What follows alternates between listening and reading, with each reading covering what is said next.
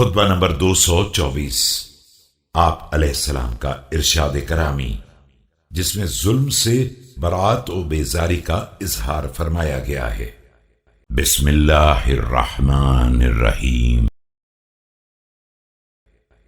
والله لأن أبيت على حسك السعدان مسهدا وأجر في الأغلال مصفدا أحب إلي من أن ألقى الله ورسوله يوم القيامة ظالما لبعض العباد وغاصبا لشيء من الحطام۔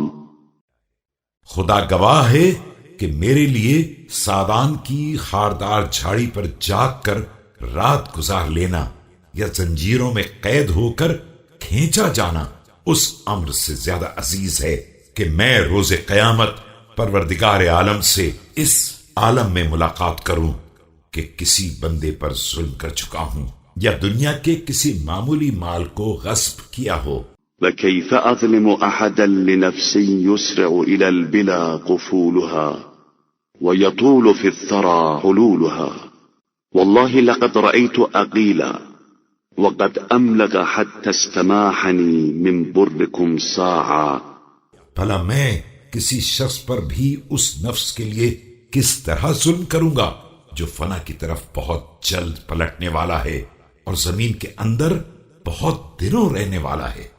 خدا کی قسم میں نے عقیل کو خود دیکھا ہے کہ انہوں نے فقر و فاقہ کی بنا پر تمہارے حصہ گندم میں سے 3 کلو کا مطالبہ کیا تھا۔ ورأيت صبيانه شعث الشعور غبر الألوان من فقرهم كأنما سودت وجوههم بالعذل وعاودني مؤكدا وكرر علي القول مرددا۔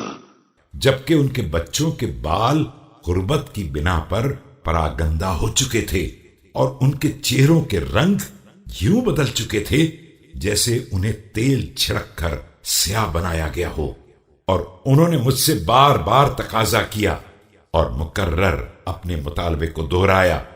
فأصغيت إليه سمعي فظن أني أبيعه ديني وأتبع قياده مفارقا طريقتي فأحميت له حديدة ثم أدنيتها من جسمه ليعتبر بها فضج ضجيج ذي دنف من ألمها۔